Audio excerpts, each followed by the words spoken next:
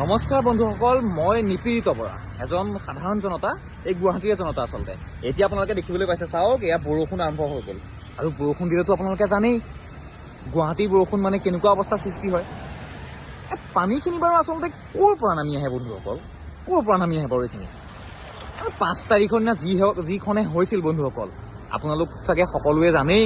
5 তাৰিখৰ দিনা ৰাতি 1-2 বজালৈকে বহু মানুহ ফচি আছিল, ময়ো ফচি আছিলোঁ নহয় তাত। কিন্তু বন্ধুসকল, চবতকৈ ডাঙৰ কথাটো হ'ল মোৰ কিন্তু বেলেগ এটা সমস্যাই হৈছিল বন্ধুসকল। মোৰ সমস্যাটো হৈছিল পানীৰ যিটো কালাৰ, মানে পানীৰ যিটো ৰং, সেই পানীৰ ৰংটো দেখি একাপ মানে কাৰা গাখীৰ চাহলৈ মনত পৰি গৈছিল। আৰু মোৰ দৰে চাগে বহুতৰে সেইটো বস্তুলৈ মনত পৰিছিল, কিয়নো সেই সময়ত বৰ দৰকাৰী আছিল সেই কাপ। কিন্তু ঘৰ আহি চাহকাপ খোৱালে বন্ধুসকল, ঘৰ আহি পোৱালে চাহ খোৱাৰ সময়ে গুচি গ'ল। কি কৰিব নোৱাৰো, উপায়তো নাই, আমি সদায় পীড়িত হৈয়ে থাকিব লাগিব আৰু। কিন্তু বন্ধুসকল, এই পানীখিনি আকৌ এতিয়া নামি আহিব পাৰে দেই। মই কিন্তু সোনকালে এবাৰ যোৱাহে কথা।